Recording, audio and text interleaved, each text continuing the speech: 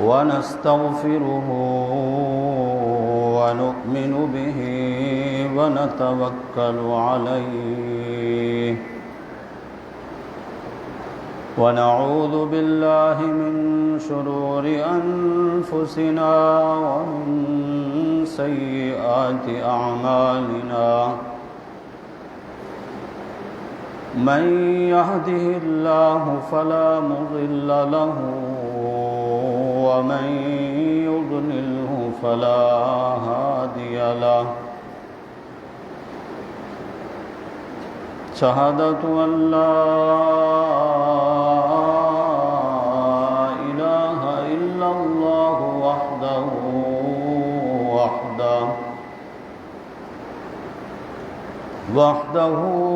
لا شريك له وأشهد أن محمدًا عبده ورسوله أما بعد فأعوذ بالله من الشيطان الرجيم بسم الله الرحمن الرحيم ولكل أمة جعلنا منسكا ليذكروا اسم الله على ما رزقهم من بهيمة الأنعام فإلهكم إله واحد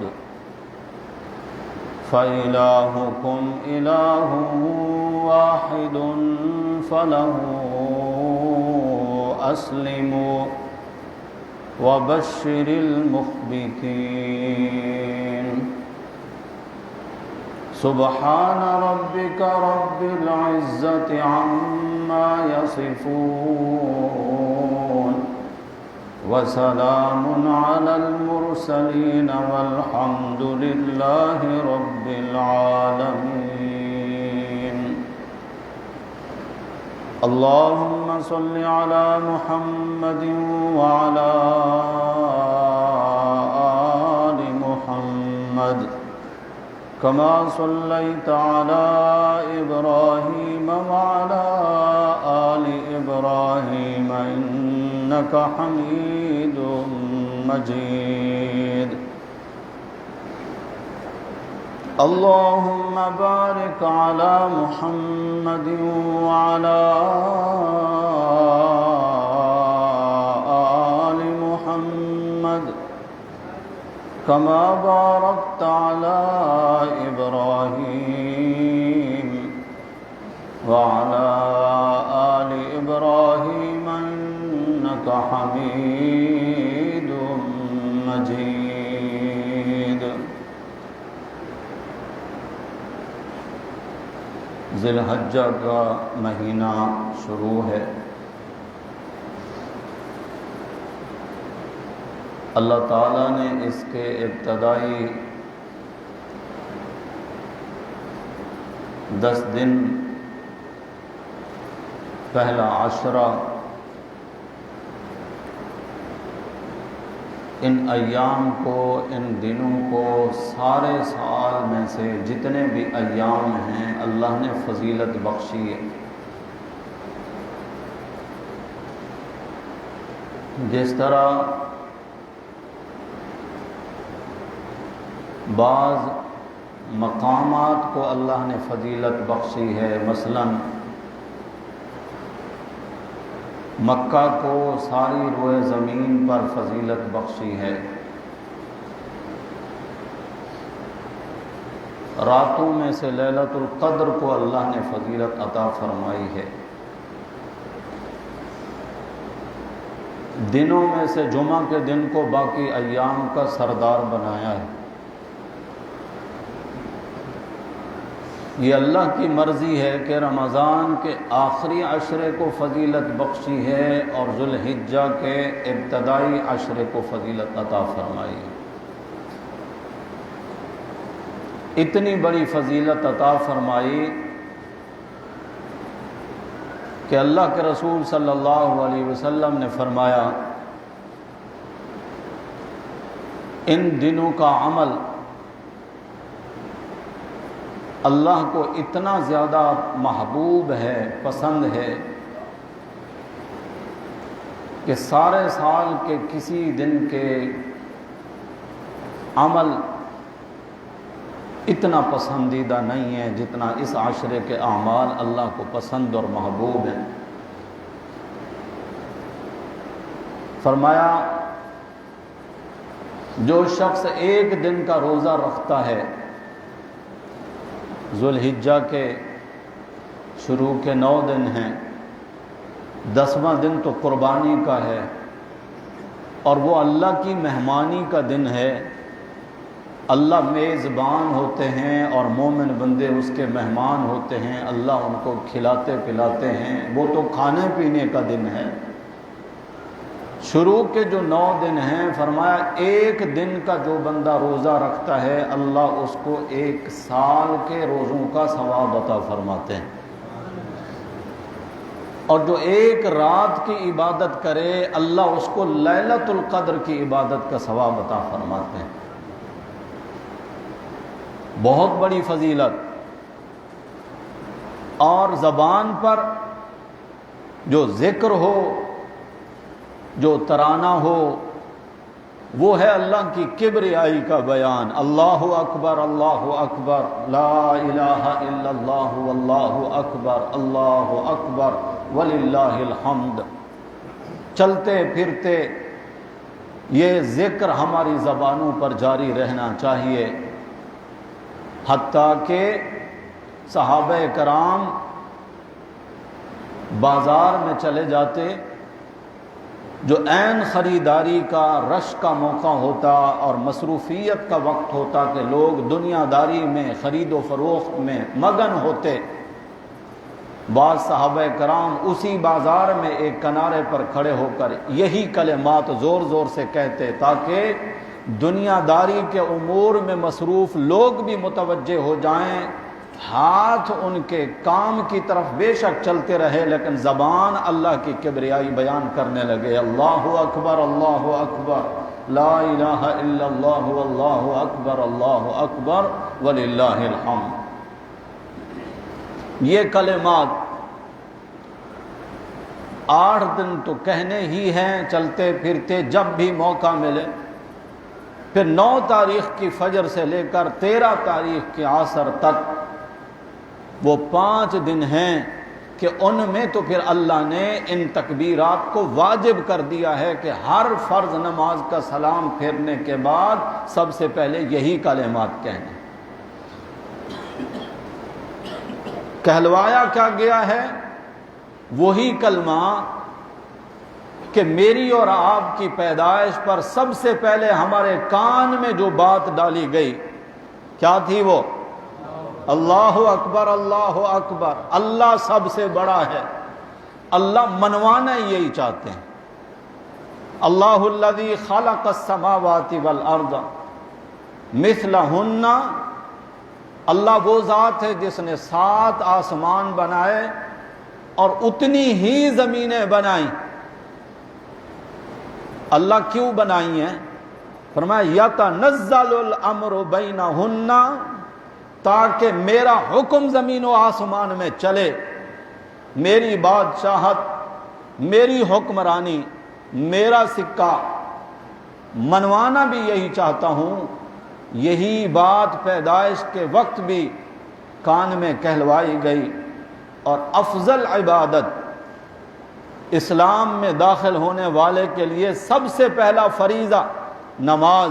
اسی کو دیکھیں، جب اس کے لیے بلایا گیا اذان کی صورت میں تب بھی یہی اللہ اکبر، پھر جب جماعت کھڑی ہونے لگی پھر بھی یہی کلمات، جب نماز شروع ہوئی پہلا کلمہ زبان پر یہی، پھر آپ قیام میں تھے رکوع میں جانے لگے تو بھی یہی کلمہ، سجدے میں جانے لگے تب بھی یہی تکبیر، اتحیات میں جانے لگے تب بھی یہی تکبیر، دوسری رکعت کے لیے، تیسری رکعت کے لیے، ہر لمحے بڑائی بیان کرنی ہے تو کس کی؟ اللہ اکبر، اللہ سب سے بڑا ہے۔ تو یہ اللہ کی کبریائی کے ایام ہیں۔ حجاج کرام بیت اللہ کے حج کے لیے خوش بخت اور خوش نصیب لوگ وہاں پہنچ چکے ہیں، جو گھر سے نکلتے ہی لبیک کی صدا جن کی زبانوں پر تھی۔ غیر حاجیوں کے لیے بھی ان حاجیوں کے ساتھ مشابہت کے لیے افضل اور مستحب یہ قرار دیا گیا کہ جس شخص کا ارادہ ہو قربانی کرنے کا، چاند ذی الحجہ کا جب اس کو نظر آ جائے، پھر وہ اپنے جسم کے کسی حصے کے بال نہ مونڈے، نہ کاٹے، نہ ناخن کاٹے۔ قربانی کرنے کے بعد حاجی لوگ بھی سر منڈائیں گے، تب تو نے بھی اپنی حجامت بنانی ہے تو بنا لے، تاکہ حاجیوں کے ساتھ تیری بھی مشابہت ہو جائے۔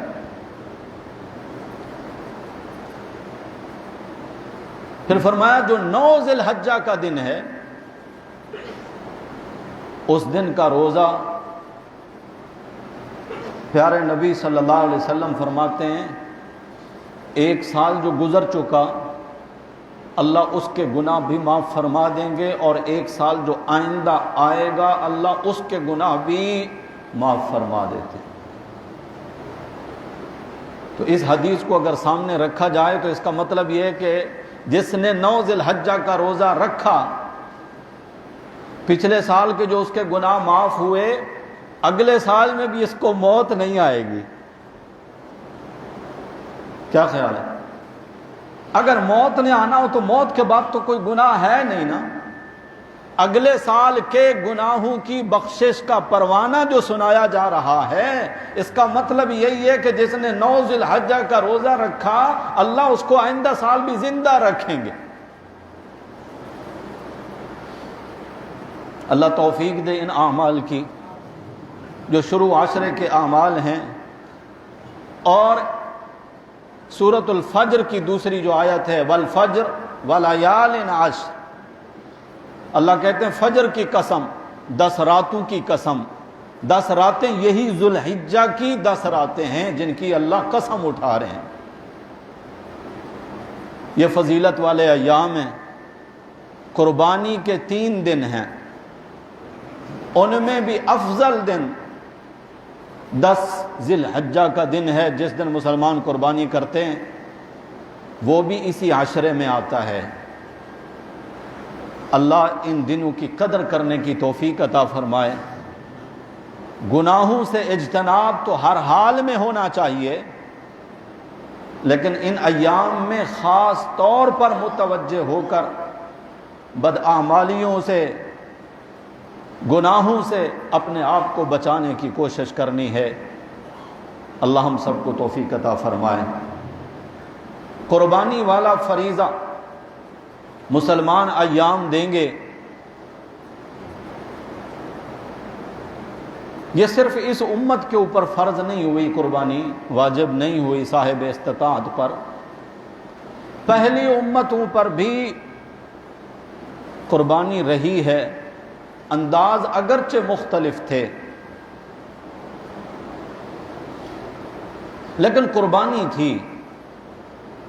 روزوں کے بارے میں بھی اللہ نے یہی فرمایا نا کہ کتب علیکم الصیام، ہم نے تم پر روزے فرض کیے ہیں، کما کتب علی الذین من قبلکم، جس طرح تم سے پہلے لوگوں پر ہم نے روزے فرض کیے۔ اسی طرح قربانی کے بارے میں بھی اللہ کہتے ہیں وَلِكُلِّ أُمَّةٍ جَعَلْنَا مَنْسَكًا، ہر امت کے لیے ہم نے قربانی کو لازم قرار دیا۔ ہر امت، سب سے پہلے نبی آدم علیہ السلام، 6 پارے میں سورہ مائدہ میں اللہ ان کے بیٹوں کی قربانی کا ذکر کرتے ہیں۔ وَاتْلُ عَلَيْهِمْ نَبَأَ ابْنَيْ آدَمَ بِالْحَقِّ اِذْ قَرَّبَا قُرْبَانًا، آدم علیہ السلام کے 2 بیٹوں نے جب قربانی کی، فَتُقُبِّلَ مِنْ أَحَدِهِمَا، وَلَمْ يُتَقَبَّلْ مِنَ الْآخَرِ، ایک کی قربانی اللہ نے قبول کر لی، دوسرے کی قربانی کو اللہ نے قبول نہیں کیا۔ کیا سمجھیں؟ عمل کرنا یہ تو ہمارے اختیار میں ہے، قبول کرانا ہمارے اختیار میں نہیں۔ اس کے لیے اخلاص نیت، پاکیزہ مال، اللہ کی رضا، یہ شرائط پوری تو کر، پھر بھی اللہ سے درخواست کر کے اے اللہ یہ عمل تو میں نے کیا ہے، آپ اس کو قبول فرما لیں۔ ان کی شریعت میں قربانی کی قبولیت اسی دنیا میں ظاہر ہو جاتی تھی کہ کس کی قربانی اللہ نے قبول کی ہے اور کس کو رد کر دیا ہے۔ یہ بھی اللہ کا اس امت پر احسان ہے کہ ہمارے اعمال کی قبولیت کو یا رد کرنے کو اللہ نے ظاہر نہیں کیا، ورنہ میں اور آپ آج اس دنیا میں منہ دکھانے کے قابل نہ ہوتے۔ ہم میں سے کتنے ایسے ہوتے کہ نماز پڑھ کے یہاں سے نکلنے لگیں، اللہ ان کی نماز ان کے منہ پر مار دے کہ تو نے جس طرح نماز پڑھی ہے مجھے تیری اس نماز کی ضرورت نہیں، لے جا اپنی نماز۔ حدیث ہے نا، نبی پاک صلی اللہ علیہ وسلم کا فرمان ہے، کئی ایسے نمازی نماز پڑھنے والے جب نماز سے فارغ ہوتے ہیں ان کی نماز ان کے منہ پر مار دی جاتی۔ اگر قبولیت یا رد کرنا ظاہر ہوتا تو پھر ہماری ظاہری شکل و صورت کہاں ہوتی اور ہمارے اعمال کی قبولیت کہاں ہوتی؟ آدم علیہ السلام کی شریعت میں یہ تھا کہ جو چیز قربان کی ہے پہاڑ کی چوٹی پر رکھ دیتے، آسمان سے آگ آتی، جس کی قربانی کو جلا دیتی یہ قبولیت کی نشانی ہوتی، جس کی قربانی کو چھوڑ دیتی اس کا مطلب یہ ہوتا تھا کہ اس کی قربانی اللہ نے قبول نہیں کی۔ حضرت حابیل کی قربانی اللہ نے قبول کر لی، قابیل کی قربانی رد ہو گئی۔ اب یہ قبولیت تو اللہ کی مشیت میں تھی، اللہ کی مرضی تھی، لیکن وہ حسد کا مارا بھائی اپنے بھائی کا قاتل بن گیا۔ لَأَقْتُلَنَّكَ، میں تجھے قتل کروں گا، کہ تیری قربانی قبول ہوگی، سبھی یہی کہیں گے کہ یہ مقبول بندہ ہے، جس کا اخلاص اتنا تھا، جس کا تقوی اتنا تھا کہ اس نے اللہ کی رحمت کو متوجہ کیا، اللہ نے اس کی قربانی قبول کی۔ اور میرے بارے میں لوگ کہیں گے کہ یہ ایسا بد نصیب ہے کہ اس کی قربانی کو رد کر دیا گیا، لہذا میں تجھے قتل کروں گا۔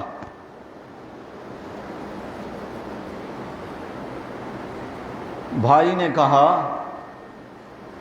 انما یتقبل اللہ من المتقین، اللہ ہر ایک کی قربانی کو قبول نہیں کرتے، یتقبل اللہ من المتقین، اللہ متقی لوگوں کی قربانی کو قبول فرماتے ہیں۔ قربانی کے لیے تقوی شرط ہے۔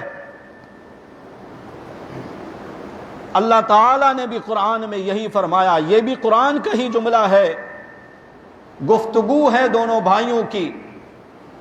اس نے کہا یہ تو اللہ کی مرضی ہے، اس نے میری قربانی کو قبول کیا، مجھے کیوں قتل کرے گا؟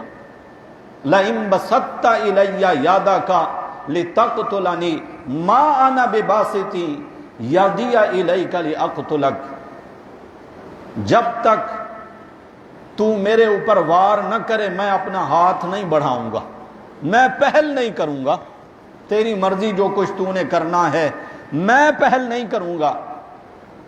بالآخر قابیل جو دنیا کا سب سے پہلا قاتل ہے، اپنے بھائی کو محض حسد کی بنیاد پر قتل کر دی۔ یہ روئے زمین پر انسانیت کا سب سے پہلا قتل، سب سے پہلی شہادت حضرت حابیل کی۔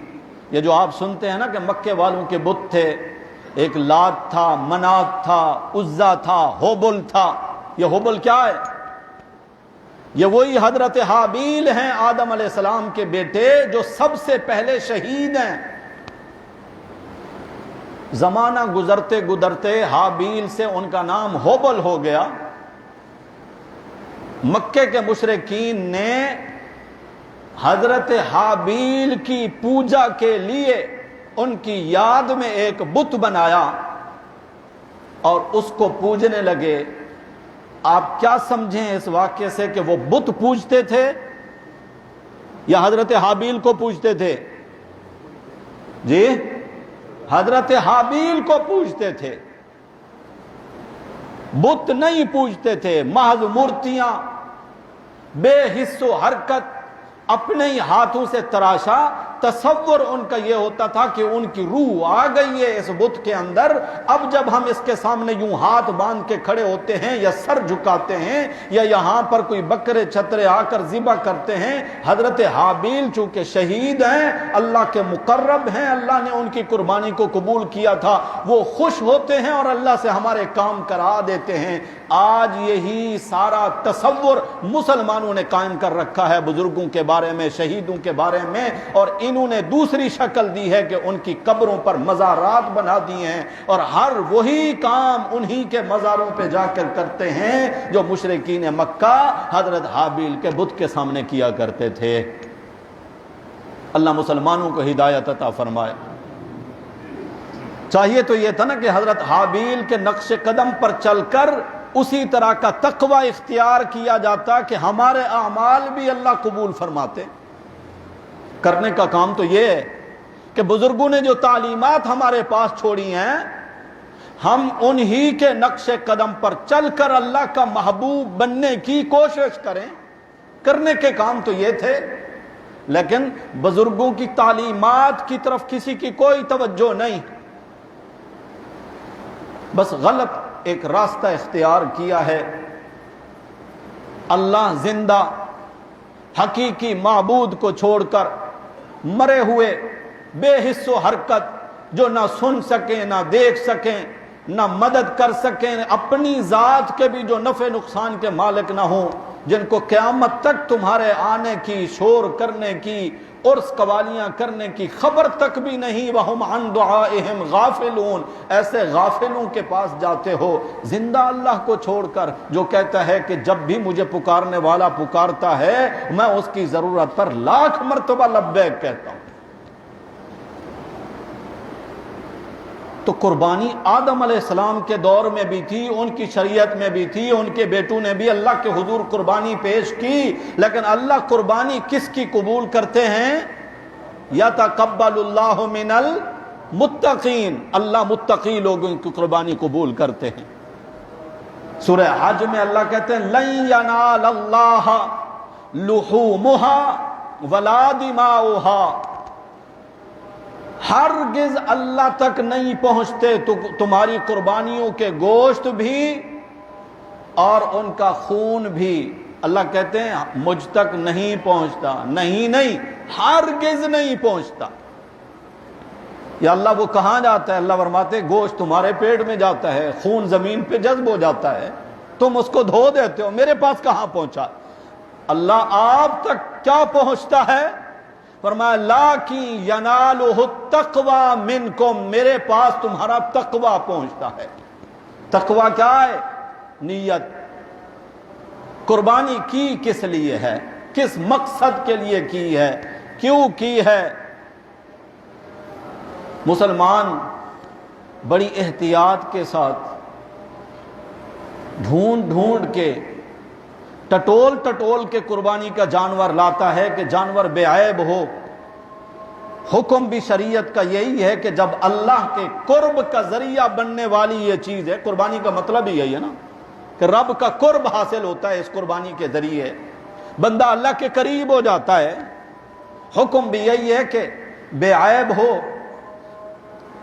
پسندیدہ ہو، محبوب چیز ہو جو اللہ کے راستے میں قربان کی جائے۔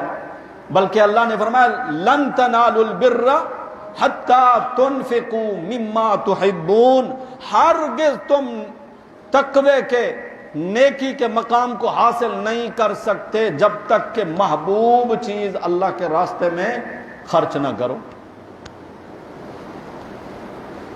جانور کی تلاش ہے،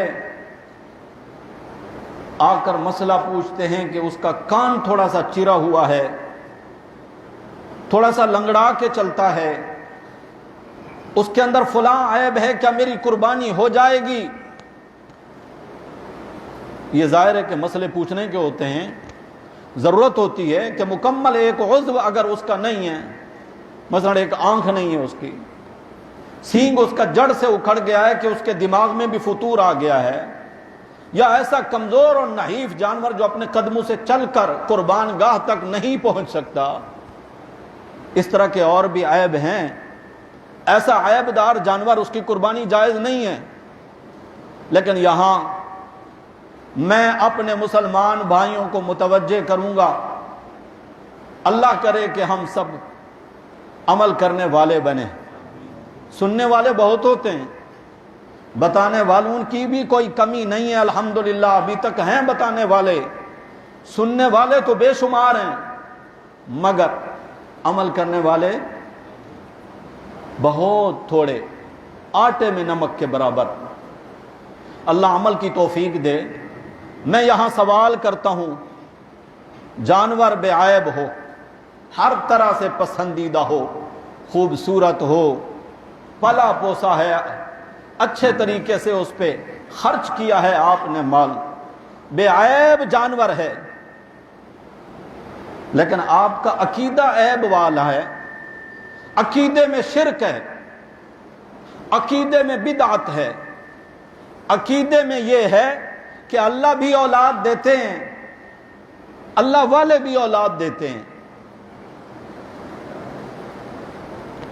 جانور تو بے عیب ہے، اس میں کوئی کمی نہیں، عقیدے میں عیب آ گیا ہے، قربانی درست ہو جائے گی؟ قربانی اس بندے کی قبول ہوگی؟ قربانی ہے کیا؟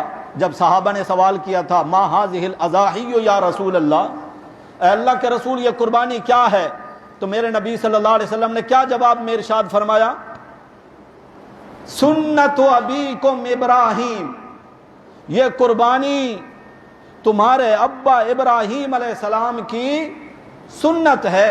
جب قربانی حضرت ابراہیم کی سنت ہے تو قربانی والا عمل اسی بندے کا قبول ہوگا جس کا عقیدہ بھی ابراہیم علیہ السلام والا ہوگا۔ قرآن پڑھنے والے جانتے ہیں حضرت ابراہیم علیہ السلام نے اولاد کس سے مانگی، اور مانگی بھی کس طرح ہے؟ کہتے ہیں رب، اے میرے رب، کسی کا کوئی واسطہ نہیں دیا کہ اے اللہ تجھے واسطہ ہے حضرت آدم علیہ السلام کا، اللہ تجھے واسطہ ہے نوح علیہ السلام کا، اللہ تجھے واسطہ ہے فلاں فلاں تیرے پیارے جو مجھ سے پہلے گزرے ہیں، مجھے بیٹا دے دے، نہیں کہا۔ کہتے ہیں رب، اے میرے پالنہار، مجھے پیدا کرنے والے، میری ضرورتوں کو پوری کرنے والے رب، حب لی من الصالحین، مجھے بھی نیک بیٹا دے دے۔ قربانی کس کی قبول ہوگی؟ جس کا عقیدہ بھی حضرت ابراہیم والا ہوگا۔ دو باتیں ہو گئیں کہ جانور بے عیب ہو، عقیدہ بے عیب ہو، تیسری بات یہ کہ نیت بھی بے عیب ہو۔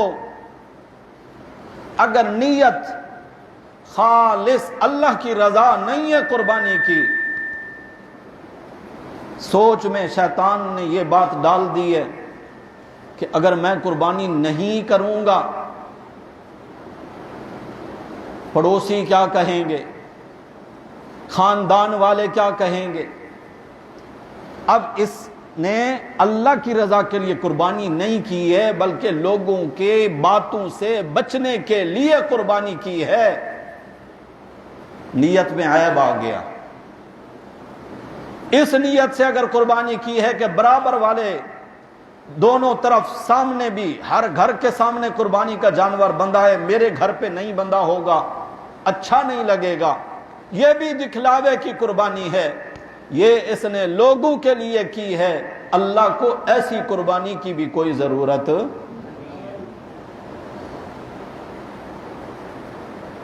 مال بھی بے عیب ہو، یہ چوتھی بات،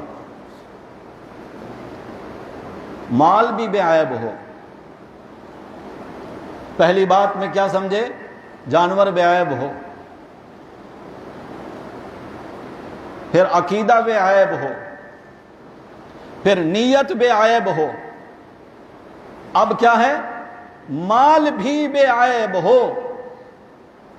اگر مال ہے سود کا، اگر مال ہے رشوت کا، اگر مال ہے وہ کہ جو ابا کی وراثت میں سے ملا تھا، بھائیوں نے تو لے لیا، بہنوں کو نہیں دیا،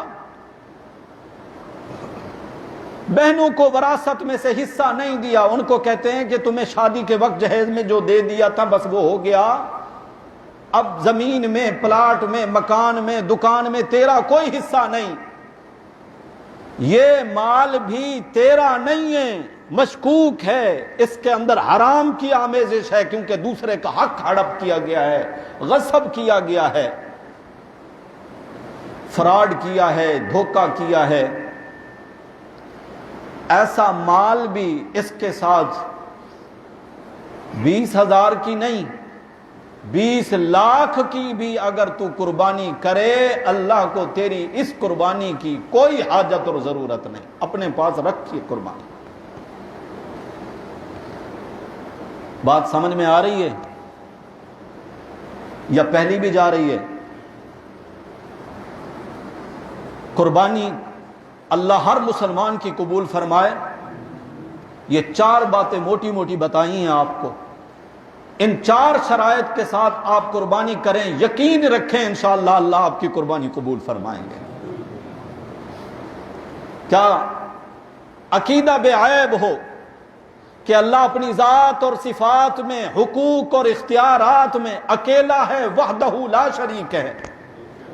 اسی لیے اللہ نے میرے نبی صلی اللہ علیہ وسلم کو حکم دیا، قل، میرے پھول محمد الرسول اللہ صلی اللہ علیہ وسلم آئیے میدان میں بتائیں لوگوں کو، قل، آپ فرمائیں، ان صلاتی و نسکی و محیای و مماتی للہ رب العالمین۔ میری امت کے لوگوں، ان صلاتی، میری نماز، نماز کے اندر کیا ہے؟ ہاتھ باندھ کے عاجزی کے ساتھ کھڑا ہونا، جھک جانا رکوع میں، سجدے میں اپنی نیاز جبین زمین پر رکھ دینا، 2 زانو ہو کر اتحیات میں بیٹھنا۔ ان صلاتی، میری نماز، یہ سارے انداز یعنی عاجزی کے ساتھ کھڑا ہونا، جھک جانا، سجدے کرنا، 2 زانو ہو کر بیٹھنا، یہ سارے آداب ہیں للہ، میری نماز اللہ کے لیے ہے۔ وانوسو کی، اور میری قربانی بھی کس کے لیے؟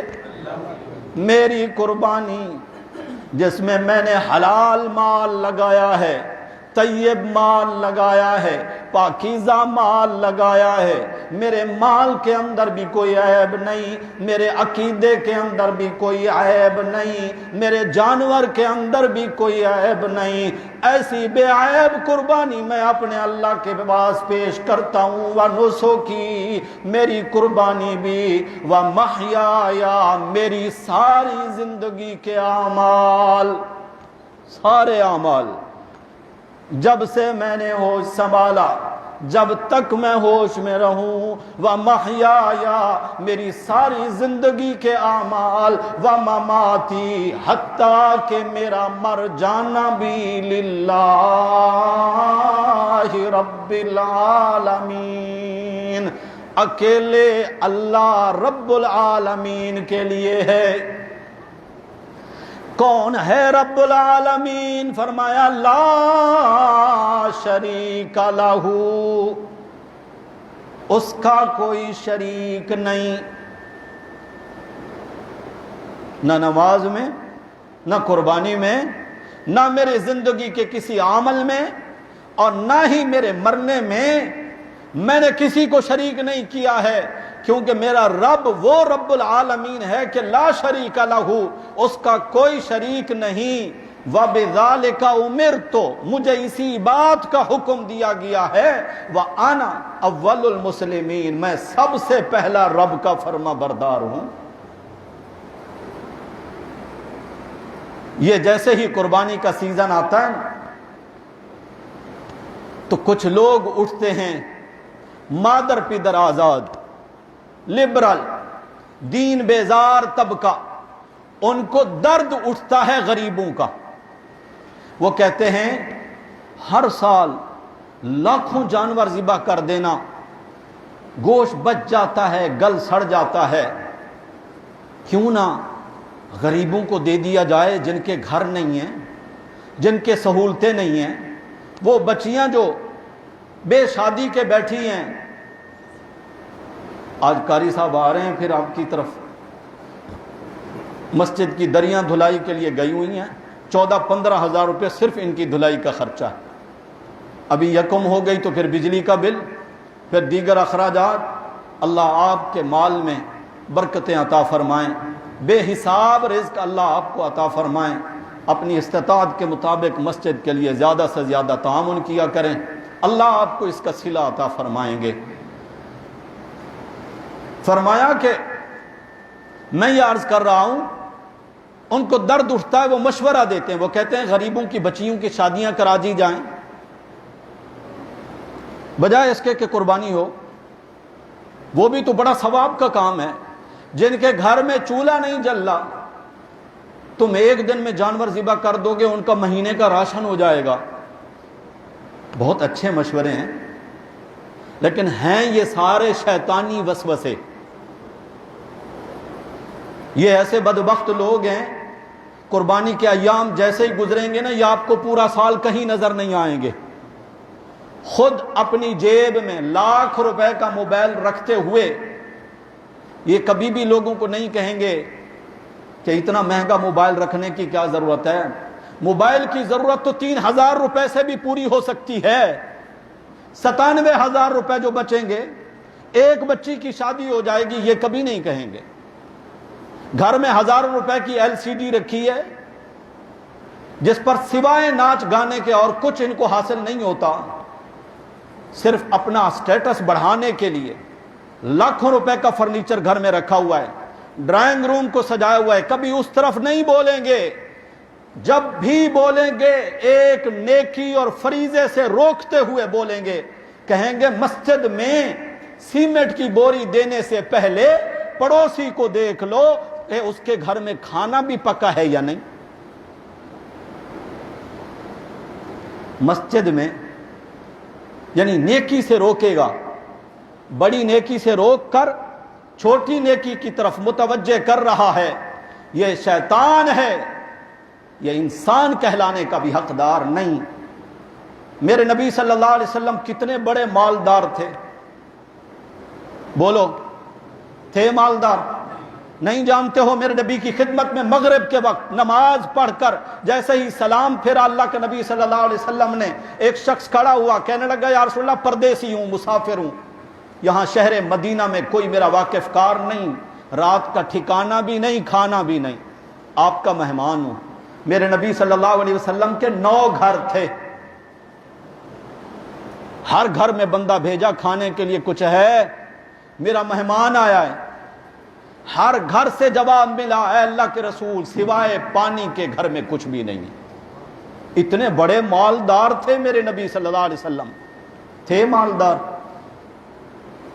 پیوند لگے کپڑے، حتیٰ کہ چٹائی پر اللہ کے نبی صلی اللہ علیہ وسلم سو کر اٹھے نا، گرمی کا موسم تھا، ننگے بدن لیٹے ہوئے تھے، نیچے بچھونا نہیں تھا، کھجور کے تنکوں کی بنی ہوئی چٹائی۔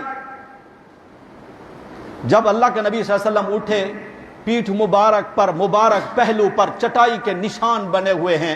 حضرت عمر نے دیکھا تو زاروں قطار رونے لگے۔ حضرت عبداللہ بن مسعود رضی اللہ تعالیٰ عنہ اس حدیث پاک کے راوی ہیں، یا رسول اللہ آپ دونوں جہانوں کے شہنشاہ اور بادشاہ ہیں،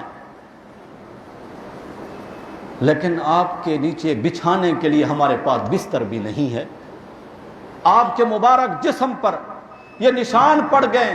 میرے نبی صلی اللہ علیہ وسلم نے فرمایا مجھے تمہاری دنیا سے کیا لینا دینا، یہ چند روزہ زندگی ہے، گزر جائے گی۔ اللہم لا عیش الا عیش الآخرہ، عیش و عشرت تو آخرت کا عیش و عشرت ہوگا، دنیا کیا ہے۔ وہ نبی انہوں نے قربانی واجب ہونے کے بعد ہر سال قربانی کی ہے۔ اللہ کے نبی صلی اللہ علیہ وسلم نے، اللہ کے نبی صلی اللہ علیہ وسلم نے کیوں ترغیب نہیں دی کہ غریبوں کی شادیاں کرا دی جائیں جن کے چولہے نہیں جلتے؟ اللہ کے نبی صلی اللہ علیہ وسلم گھر سے باہر ہیں، حسن و حسین کے رونے چیخنے کی آواز آئی، پیارے پیغمبر سے برداشت نہیں ہوا، اندر تشریف لائے۔ اما فاطمہ الزہرا رضی اللہ تعالیٰ عنہا سے فرماتے ہیں کیوں رو رہے ہیں بچے؟ ابا جان گھر میں کھانے کو کچھ نہیں ہے، کئی دنوں سے میں نے کھایا نہیں، میری چھاتی میں دودھ نہیں ہے، بچے میرے رو رہے ہیں۔ اس وقت میرے نبی صلی اللہ علیہ وسلم نے یہ دعا کی تھی، آسمان کے ربا اتنا تو آل محمد کو رزق دے دے کہ یہ زندہ رہ سکیں۔ وہ نبی انہوں نے ہر سال قربانی کی ہے، اور آپ کو بتاتا چلوں ایک قربانی نہیں، میرے نبی صلی اللہ علیہ وسلم نے 2 قربانیاں کی۔ حضرت جابر راوی ہیں، کہتے ہیں میں نے اللہ کے نبی صلی اللہ علیہ وسلم کو دیکھا، سرخی مائل 2 مینڈھے لے کر آئے، سینگوں والے مینڈھے، ان کے پہلو کے بل ان کو لٹایا، پہلو پر قدم مبارک رکھا، اپنے مبارک ہاتھ سے جب ذبح کرنے لگے، اللہم من کا والا کا ام محمد صلی اللہ علیہ وسلم، اے اللہ یہ تیری توفیق سے ہے اور تیری رضا کے لیے ہے، میں محمد صلی اللہ علیہ وسلم کی طرف سے ذبح فرمایا۔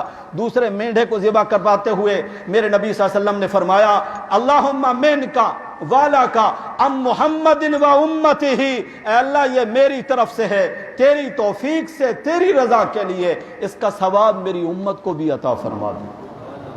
اور آج امتی کہلانے والا مادر پدر آزاد، روشن خیال کہلانے والا لبرل لوگوں کو مشورے دیتا ہے غریبوں کی شادیاں کرا دی جائیں، قربانی کی کیا ضرورت ہے؟ یہ شیطانی وسوسے ہیں۔ یہی شیطان آیا تھا حضرت ابراہیم کے سامنے، اے ابراہیم کس کو ذبح کرنے جا رہا ہے؟ یہ جو کنکریاں مارتے ہیں حاجی لوگ، کہاں جا کر کنکریاں مارتے ہیں؟ وہاں آج کھڑا ہے شیطان۔